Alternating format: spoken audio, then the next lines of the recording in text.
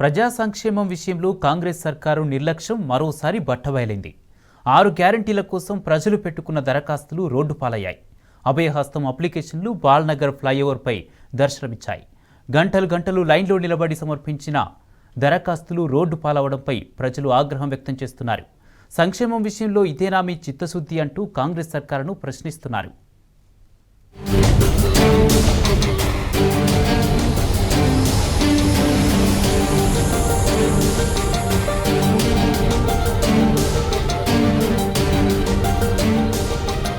ప్రజలు ఎంతో ఆశతో సమర్పించిన అభయహస్తం దరఖాస్తులు రోడ్డు పాలయ్యాయి. కాంగ్రెస్ సర్కార్ అత్యంత ఆర్భాటంగా స్వీకరించిన ప్రజాపాలన అభయహస్తం దరఖాస్తులు గాల్లో ఎగురుతూ దర్శనమిచ్చాయి. హైదరాబాద్లోని హైదనగర్ సర్కిల్కు చెందిన అప్లికేషన్లు బాలనగర్ ఫ్లైఓవర్ పై చిందరవందరగా కనిపించడం చూసి వాహనదారులు అవాక్కయ్యారు. ఏం జరిగిందో తెలుసుకుని షాక్ అయ్యారు.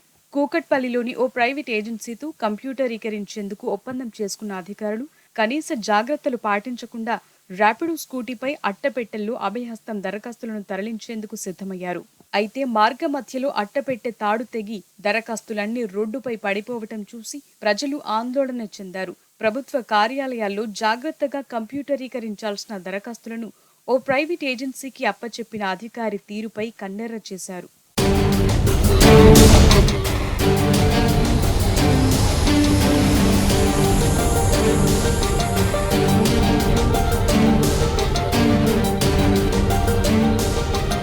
రాష్ట్ర వ్యాప్తంగా గత నెల 28వ తేదీ నుంచి ఈ నెల 6వ తేదీ వరకు కాంగ్రెస్ సర్కార్ 6 గ్యారంటీల కోసం కోట్లాది మంది నిరుపేదల నుంచి దరఖాస్తులు స్వీకరించింది. ప్రజలు పెద్ద సంఖ్యలో క్యూలైన్లలో నిలబడి దరఖాస్తులు సమర్పించారు.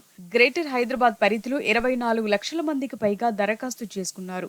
ఈ దరఖాస్తుల్లోని వివరాలన్నింటినీ ఈ నెల 17వ తేదీలోపు కంప్యూటరీకరిస్తామని ప్రకటించిన ప్రభుత్వం ఆ ప్రక్రియ చేపట్టింది. దీనికోసం గ్రేటర్ వ్యాప్తంగా 3500 మంది ఆపరేటర్లకు శిక్షణ ఇచ్చినట్లు జీహెచ్ఎంసీ అధికారులు ప్రకటించారు. ఎక్కడికక్కడ జోనల్, సర్కిల్ కార్యాలయాలు కంప్యూటరీకరిస్తున్నట్టు కూడా వెల్లడించారు.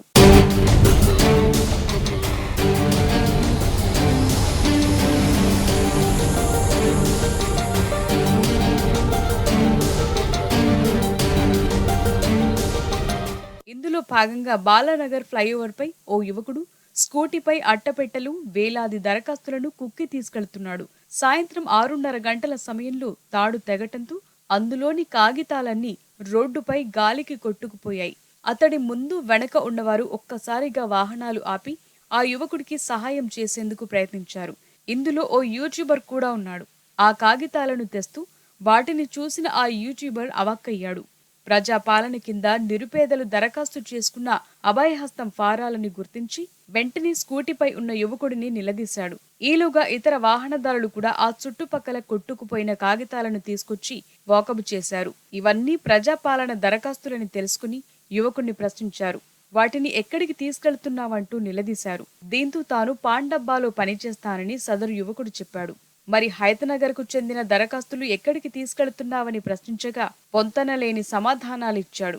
ఒకసారి ఈసీఎల్కు చెందిన వ్యక్తినని, మరోసారి రామాయంపేటకు చెందిన వ్యక్తిగా చెప్పాడు. అందరూ గట్టిగా నిలదీయడంతో తనకేమీ తెలియదని, లొకేషన్ మ్యాప్ ద్వారా వీటిని తరలిస్తున్నారనే విషయాన్ని స్పష్టం చేశాడు.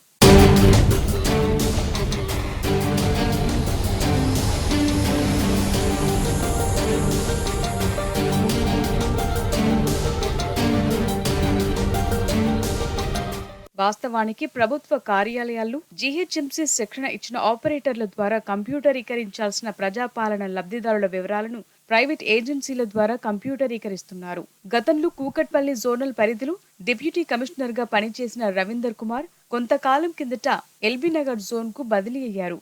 ఆయన హైతనగర్ సర్కిల్ డీసీగా వ్యవహరిస్తున్నారు.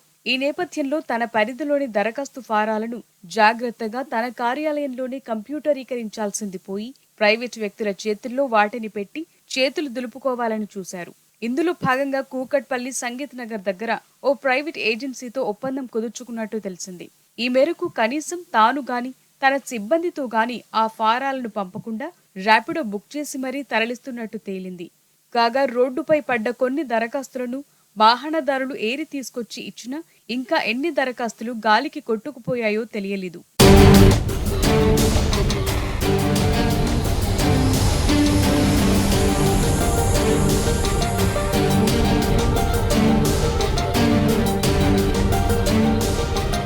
ఇక బాలనగర్ ఫ్లైఓవర్ పై గాలికి కొట్టుకుపోయిన దరఖాస్తుల్లోని ఒక ఫారంలోని వివరాలు పరిశీలించి అందులోని లబ్ధిదారుడికి ఫోన్ చేయగా శ్రీనివాస్ అనే వ్యక్తి స్పందించారు. కాంగ్రెస్ ప్రభుత్వం ప్రకటించిన 6 గ్యారంటీ పథకాల కోసం ఈ నెల 6న తన తల్లి రావుల సునీత పేరు మీద దరఖాస్తు చేసినట్టు చెప్పారు. హైతనగర్ పరిధిలోని ఖాదీబోర్డు కాలనీలో నివాసముంటున్న తాము హైతనగర్లోని ప్రజాపాలన పేరుతో నిర్వహించిన కార్యక్రమంలో దరఖాస్తును అధికారులకు అందజేశామని వెల్లడించారు.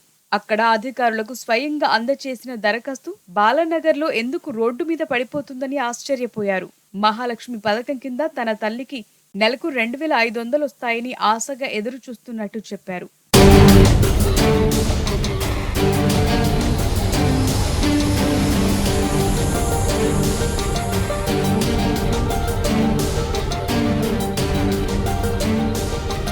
కోటి మంది పేదలు ఎన్నో ఆశలతో అప్లై చేసుకున్న దరఖాస్తులు రోడ్ల పాలవటంపై ప్రజలు మండిపడుతున్నారు. కనీస జాగ్రత్తలు లేకుండా తరలించడం ఏంటని ప్రశ్నిస్తున్నారు. ఇంత నిర్లక్ష్యంగా వ్యవహరించిన అధికారులపై చర్యలు తీసుకోవాలని డిమాండ్ చేస్తున్నారు.